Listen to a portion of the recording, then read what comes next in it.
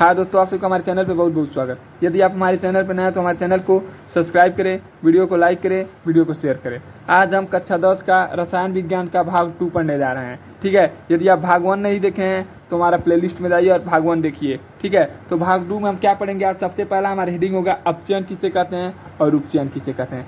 अपचयन किसे कहते हैं आपको पहले ही हमने बता दिया है कि अपचयन वह होता है, वह अपक्रिया होता है जिसमें आपका क्या होता है, ऑक्सीजन की कमी होता है और हाइड्रोजन का वृद्धि होता है। यानी वह अपक्रिया जिसमें हाइड्रोजन पाया जाता है उसे क्या कहते हैं? हम अपचयन कहते हैं। और उपचयन किसे कहते हैं? वह अपक्रिया जिसमें आपका क्या होता है, ऑक्सीजन पाया जाता है उसे क्या कहते हैं? हम उपचयन कहते हैं। ठीक है, यह दोनों परिभाषा आपको पहले वाले भाग में पढ़ा दिया गया है। ठीक है, आज हम पढ़ेंगे अपचायक अपक्रिया किसे कहते हैं और उपचायक अपक्रिया किसे कहते हैं। देखिए, अपचायक अपक्रिया किसे कहते हैं? कहेंगे यह अपक्रिया में जौन भी पदार्थ सहायता प्रदान करता है उसे क्या कहते हैं? हम अपचायक अपक्रिया कहते हैं, जो अपचायक में भाग करेगा। ठीक है, और उपचायक में जो भाग लेता है उसे क्या कहते हैं? उपचायक अपक्रिया कहते हैं। ठीक है, तो चलिए हम पढ़ते हैं अपचायक पदार्थ किसे कहते हैं, उपचायक पदार्थ किसे कहते हैं। ठीक, देखिए हेडिंग डालेंगे आपका अपचायक।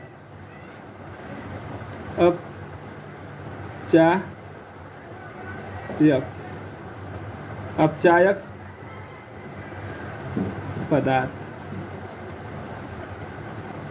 अपचायक पदार्थ। ठीक है, कहेंगे वह पदार्थ जो आपका अपचयन अपक्रिया में भाग लेते हैं, यानी अपचयन अपक्रिया को कराने में सहायता प्रदान करते हैं। जैसे आपका इसमें कौन सा लेता है? कहेंगे हाइड्रोजन। ठीक है, हाइड्रोजन क्या होता है? अपचायक पदार्थ है। ठीक है, कहेंगे वह पदार्थ जो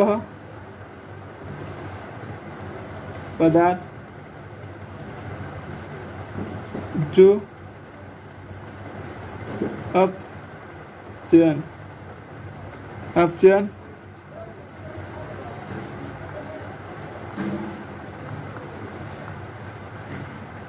अपक्रिया में भाग लेता है उस पदार्थ को अपचायक पदार्थ कहते हैं। उस पदार्थ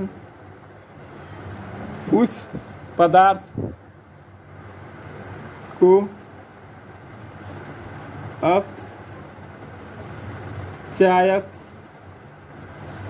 अपचायक पदार्थ कहते हैं। यदि आपसे कोई पूछ ले कि अपचायक पदार्थ क्या है तो कहेंगे हाइड्रोजन। ठीक है, अपचायक पदार्थ क्या है? कहेंगे हाइड्रोजन। वही आपसे कह दे कि उपचायक पदार्थ कौन है तो कहेंगे ऑक्सीजन। ठीक है, जैसे हम लिख देंगे यहाँ पर, जैसे में आपका कौन सा पदार्थ होगा? कहेंगे हाइड्रोजन।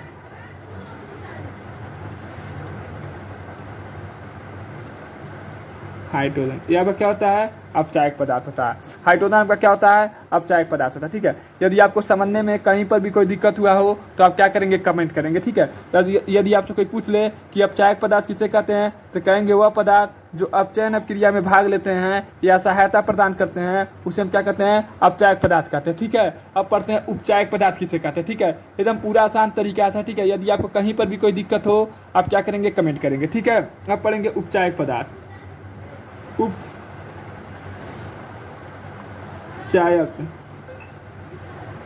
पदार्थ,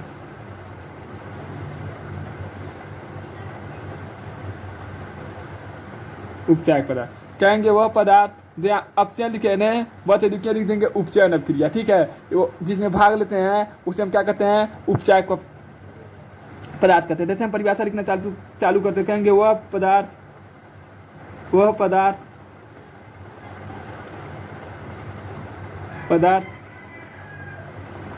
जो उपचयन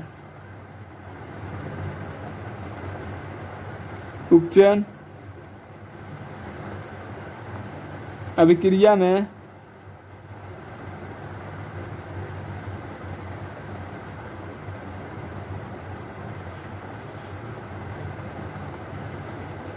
में भाग लेते हैं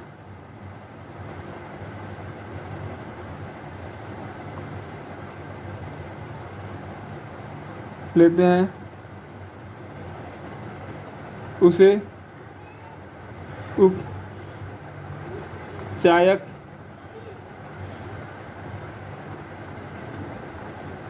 पदार्थ कहते हैं।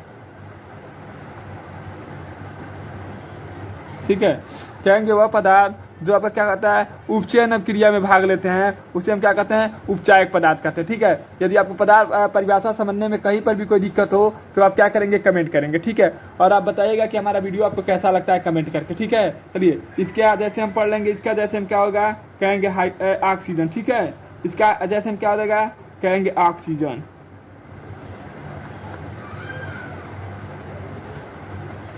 इसका जैसे में आपका क्या हो जाएगा ऑक्सीजन। यदि आपको इतना में समझने में कहीं पर भी कोई दिक्कत हुआ हो आप क्या करेंगे, कमेंट करेंगे। ठीक है, अब चलते हैं हम पढ़ते हैं आपका अगला परिभाषा।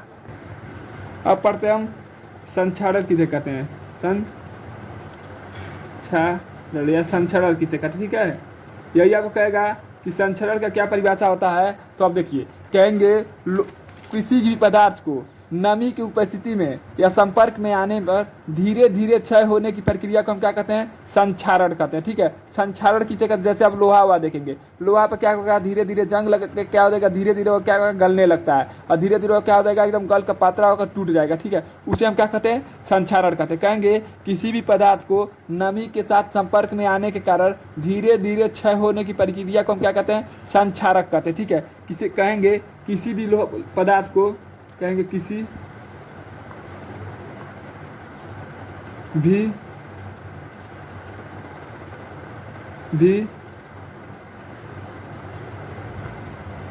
पदार्थ को नमी के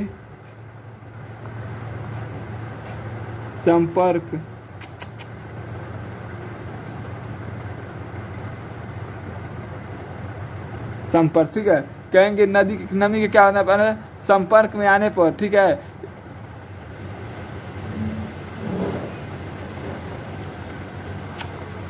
संपर्क देख लीजिए, ठीक है मिटा देते हैं। ठीक है, इसको हटा देते हैं। लिखेंगे संपर्क में आने पर धीरे धीरे क्षय होने की प्रक्रिया को क्षय होने की प्रक्रिया को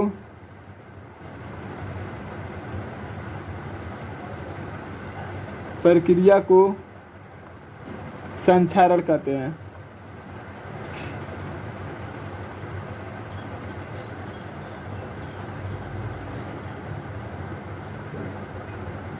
ठीक है, कहेंगे किसी भी पदार्थ को नमी की उपस्थिति में आने पर धीरे धीरे क्षय होने की प्रक्रिया को क्या कहते हैं, हम संक्षारण कहते हैं। यह परिभाषा आप क्या कर लीजिएगा, याद कर लीजिएगा। अब हम क्या कहते हैं, जैसे आपको कुछ उदाहरण लिखवा देते हैं, उसको आप क्या करिएगा, देख लीजिएगा। ठीक है, जैसे उदाहरण में लिखवा देते हैं आपका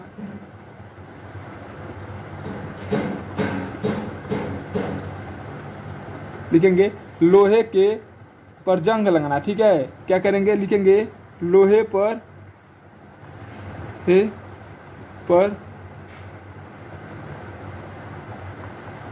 जंग लगना। यह क्या होता है, संरक्षण का उदाहरण था। ठीक है, ये सॉरी संक्षारण का उदाहरण था। ठीक है, लोहे पर जंग लगना आपका क्या कहलाता है, संक्षारण का उदाहरण है। ठीक है, यदि आपको कोई पूछ ले कि कोई एक चीज बताइए, दो आपका जैसे एक बार और देख लीजिए, लोहे के बर्तन पर जंग लगाना। ठीक, दूसरे का क्या लिख देंगे, ये तो आपका पहला हो गया, दूसरे का क्या लिखेंगे, कहेंगे लोहे के बर्तन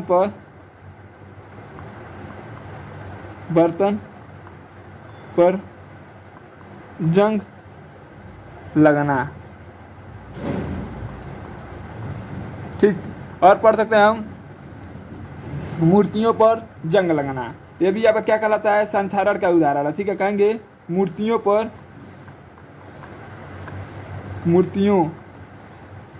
पर ज़्यादा दिन में पुराना मूर्ति देखेंगे तो उस पर भी क्या होता है, जंग लग जाता है। ठीक है, मूर्तियों पर जंग लगाना ये आपका क्या सब कहलाता है, संक्षारण कहलाता है। फिर आप पढ़ेंगे चांदी के सिक्कों पर जंग लगाना। ठीक है, चांदी के देखेंगे धीरे धीरे क्या होता है, भूअर कलर का हो जाता है। ठीक है, ये भी क्या किसके कारण होता है, क्या कहलाएगा, संक्षारण कहलाएगा। ठीक है, चांदी के सिक्कों पर जंग लगना। ठीक है, अब क्या होता है सब उदाहरण आपका। ठीक है, यदि आपसे कोई पूछ ले कि 2-3 उदाहरण दीजिए तो पहला क्या होगा, लोहे के जंग लगना, लोहे के कोई भी चीज़ों पर जंग लगना, फिर लोहे के बर्तन पर जंग लगना, मूर्तियों पर जंग लगना, चांदी के सिक्के पर जंग लगना। ये आपका क्या है, सब ये आपका उदाहरण है। ठीक है, तांबे के बर्तन पर सफ़ेद रंग का परत चढ़ जाती है। ठीक है, आप कहेंगे तांबे होंगे के बर्तन हो तो चौथा उसका लिख लेंगे, कहेंगे तांबे के बर्तन पर तांबा या तांबे के बर्तन पर सफ़ेद रंग का परत चढ़ना। ठीक है, कहेंगे तांबे के बर्तन हरे रंग का सफ़ेद रंग का नहीं चढ़ता, हरे रंग का परत चढ़ना। यह किसके कारण होता है, कहेंगे संक्षारण के कारण होता है। ठीक है, यह जितना भी उदाहरण है आपको क्या करिएगा, आप कॉपी बनाइएगा और हमारे साथ यदि आप एक नोट बना लीजिएगा, उसको लिखते हुए चले जाइएगा। ठीक है, कहीं पर भी कोई दिक्कत हुआ हो तो आप क्या करेंगे, तुरंत कमेंट करेंगे। ठीक है, चलिए आपका अगला परिभाषा देखते हैं। अब आपको पढ़ेंगे हम विकृत गांधिका क्या होता है। ठीक है, देखिए किसी भी खाद्य पदार्थ जैसे अचार हुआ, उसका एक विशेष प्रकार का गंध होता है। ठीक है, स्वाद होता है, यदि वही बदल जाता है तो इसे क्या कहते हैं, विकृत गांधिका कहते हैं। ठीक है, यानी गंदा हो जाए। ठीक है, जिसका स्मेल और स्वाद दोनों आपका क्या होता है, खराब हो जाए, उसे हम क्या कहते हैं, विकृत क्रांतिका कहते हैं। ठीक है, तो चलिए हम इसका नाम लिखते हैं, उसके बाद क्या करेंगे, परिभाषा लिखेंगे। ठीक है, यदि आपको कहीं पर भी कोई दिक्कत हो आप क्या करेंगे, तुरंत कमेंट करेंगे। ठीक है, आप पढ़ेंगे हम विकृत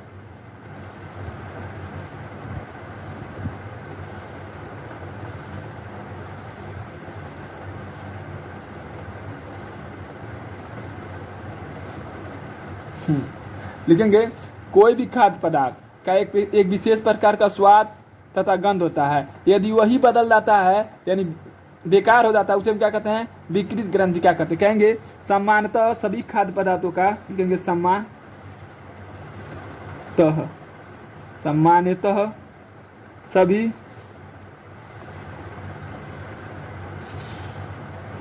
तो ठीक है, सामान्यतः सभी खाद्य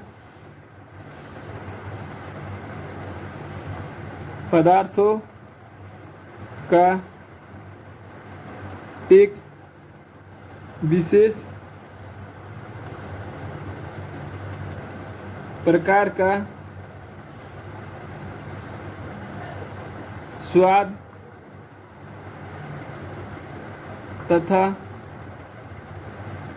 स्वाद तथा गंध होता है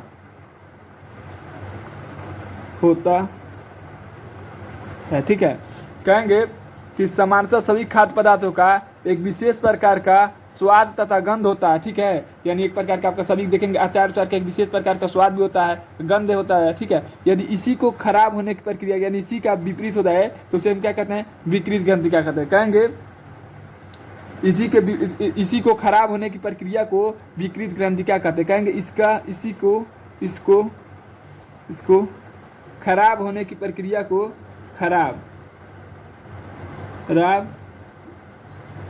होने की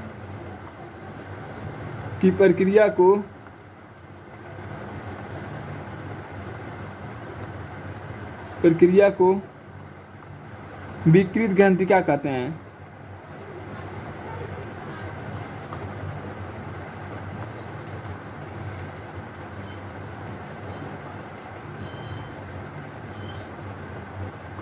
ठीक, परिभाषा तो आपको याद हो गया। कहेंगे सामान्यतः सभी खाद्य पदार्थों में एक विशेष प्रकार का स्वाद तथा गंध होता है। ठीक है, इसी को खराब होने की प्रक्रिया को हम क्या कहते हैं, विकृत ग्रंथिका कहते हैं। ठीक है, आपको यदि परिभाषा समझने में कहीं पर भी कोई दिक्कत हुआ हो तो आप क्या करेंगे, तुरंत कमेंट करेंगे। ठीक है, चलिए आपका अगला परिभाषा देखते हैं।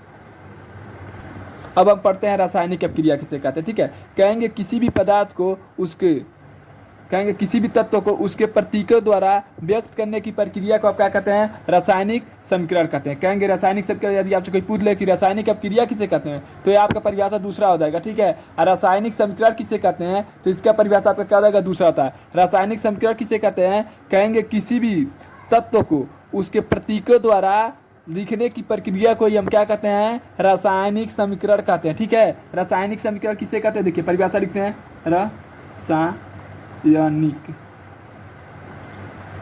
रासायनिक समीकरण।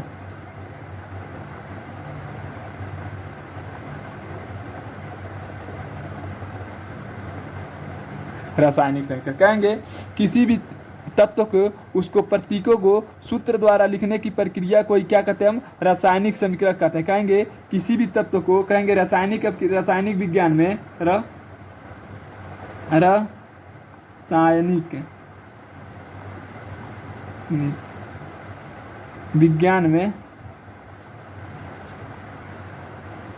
विज्ञान में किसी भी तत्व को किसी भी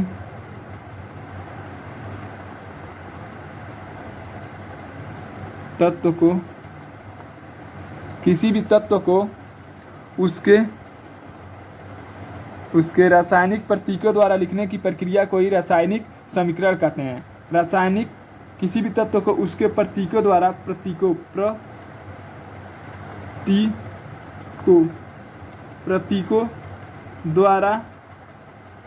की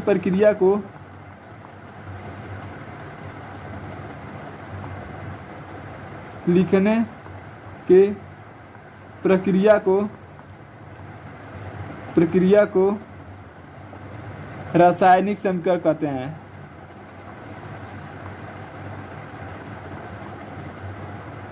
रासायनिक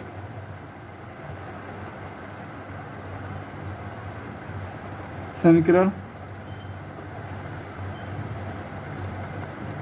कहते हैं। कहेंगे रासायनिक विज्ञान में किसी भी तत्व को उसके प्रतीकों द्वारा लिखने की प्रक्रिया को हम क्या कहते हैं? रासायनिक समीकरण कहते हैं। ठीक है, रासायनिक समीकरण का परिभाषा क्या होता है? कहेंगे रासायनिक विज्ञान में किसी भी तत्व को उसके प्रतीकों द्वारा लिखने, जैसे आप कहेंगे ऑक्सीजन, ऑक्सीजन का क्या होता है? O2। हाइड्रोजन का क्या होता है? कहेंगे H। ठीक है, इसी प्रकार हीलियम का क्या होता है? कहेंगे He। तो इसको हम क्या कहते हैं? ये आपका क्या होता है? प्रतीकों द्वारा लिखने की प्रक्रिया को हम क्या कहते हैं? रासायनिक समीकरण कहते हैं। ठीक है, यहाँ हम ऑक्सीजन नहीं लिखेंगे, डायरेक्ट लिख देंगे O2 माने यहाँ पे क्या होता है? ऑक्सीजन। ठीक है, जिसे हम क्या कहते हैं? रासायनिक समीकरण कहते हैं। ठीक है, अब पढ़ते हैं रासायनिक समीकरण के प्रकार। रासायनिक समीकरण आपका मुख्य रूप से दो प्रकार के होते हैं। एक होता है आपका संतुलित समीकरण, एक होता है आपका असंतुलित समीकरण। ठीक है, तो चलिए हम दोनों के बारे में पढ़ेंगे और दोनों को आपको समझाने की कोशिश करेंगे। यदि आपको नहीं समझ आए तो आप क्या करेंगे? कमेंट करेंगे। यदि आपका इसका PDF चाहिए तो आप कमेंट करके बताइएगा, हम आपको व्हाट्सएप के द्वारा आपको इसका PDF दे देंगे। आप हमारे चैनल पर बने रहिए। यदि हम पूरा वीडियो दो चैप्टर कंप्लीट करने के बाद हम क्या करेंगे? आपको वीडियो में ही कहीं पर आपको अपना व्हाट्सएप नंबर बता देंगे। इसके लिए आपको पूरा हमारा वीडियो देखना पड़ेगा और आप हमारे पूरे वीडियो के साथ बने रहिएगा। ठीक है, तो चलिए हम अगला परिभाषा पढ़ते हैं। संतुलित समीकरण किसे कहते हैं और असंतुलित समीकरण किसे कहते हैं? संतुलित, अब पढ़ेंगे संतुलित समीकरण किसे कहते हैं। हम संतुलित का परिभाषा लिख लेंगे, अब असंतुलित का परिभाषा अपने मर्जी से लिख लीजिएगा नोट में। ठीक है, केवल कुछ बराबर, केवल इसमें बराबर होता है तो उसमें कह देंगे बराबर नहीं होता है। ठीक है, तो यहाँ लिखते हैं संतुलित समीकरण, लिखेंगे रासायनिक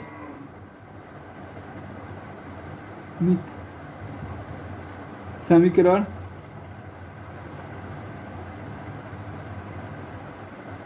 मुख्य रूप से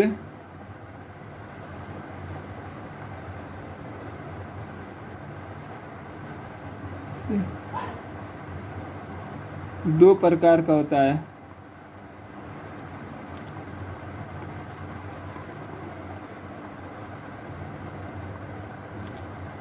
पहला होता है आपका संतुलित समीकरण,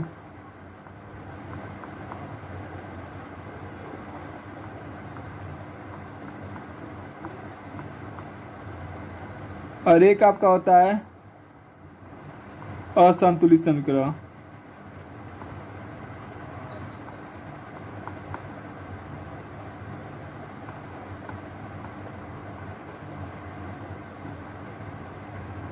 असंतुलित समीकरण। ठीक है, यदि आपसे कोई पूछ ले कि समीकरण कितने प्रकार को, समीकरण कितने प्रकार को, कहेंगे दो प्रकार का। एक होता है आपका संतुलित, एक होता है असंतुलित। संतुलित किसे कहते हैं? जिसका दाएं भाग और इधर का, जैसे आप देखेंगे इस तरह होता है। जैसे आपको क्या कर दे? H लिख दें, यहाँ पर आपको क्या लिख दे? O लिख दें, यहाँ 2 लिख दे। ठीक है, यदि हम इसको संतुलित करें तो आपका क्या हो जाएगा? H2O। देखिए इसमें हाइड्रोजन कितना है? कहेंगे 2। इसमें भी हाइड्रोजन आपका कितना है? 2। इसमें ऑक्सीजन कितना है? 1। इसमें भी हाइड्रोजन आपका कितना है? 1। इसे हम क्या कहेंगे? संतुलित समीकरण कहते हैं। क्यों संतुलित समीकरण कहते हैं? क्योंकि इधर भी परमाणुओं की तत्वों की संख्या और इधर भी तत्वों की संख्या आपस में दोनों और क्या है? बराबर है। ठीक है, परमाणुओं की संख्या इधर दोनों और क्या है? बराबर। तत्वों का दिए तत्वों का परमाणु की संख्या इधर भी बराबर है इधर भी बराबर है, इसे हम क्या कहेंगे, संतुलित समीकरण कहते हैं। ठीक है, तो चलिए हम क्या कहते हैं, आपका परिभाषा लिखते हैं, संतुलित समीकरण किसे कहते हैं। ठीक है, यहाँ से हम हेडिंग डालते हैं संतुलित समीकरण।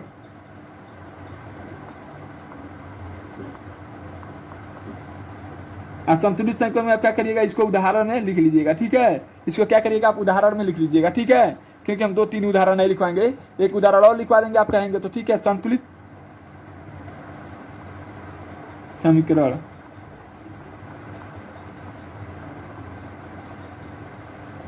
कहेंगे वह समीकरण जिसके दोनों पक्षों में परमाणुओं की संख्या बराबर होता है, उसे हम क्या कहते हैं, संतुलित समीकरण कहते हैं। ठीक है, कहेंगे वह समीकरण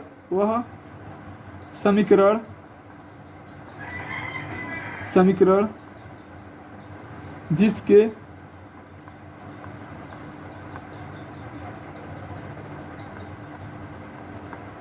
दोनों ओर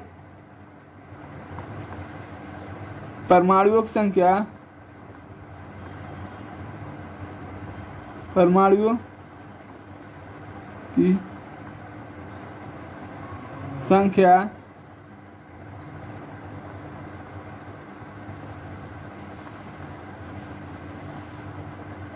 होता है, उसे संतुलित समीकरण कहते हैं। ठीक,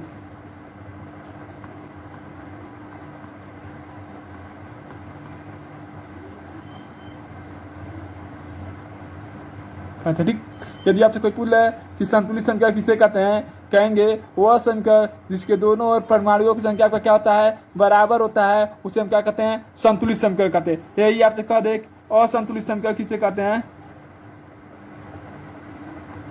असंतुलित समीकरण किसे कहते हैं, कहेंगे वह समीकरण जिसके दोनों ओर परमाणुओं की संख्या बराबर नहीं होते। बस यहाँ नहीं कर देंगे तो आपका क्या हो जाएगा, असंतुलित समीकरण हो जाएगा। ठीक है, और आप कमेंट करके बताइएगा कि हमारा वीडियो कैसा लगा आपको। यदि आपको हमारा वीडियो अच्छा लग रहा है तो आप हमारे चैनल को सब्सक्राइब करें और वीडियो को लाइक करना ना भूलिएगा। धन्यवाद।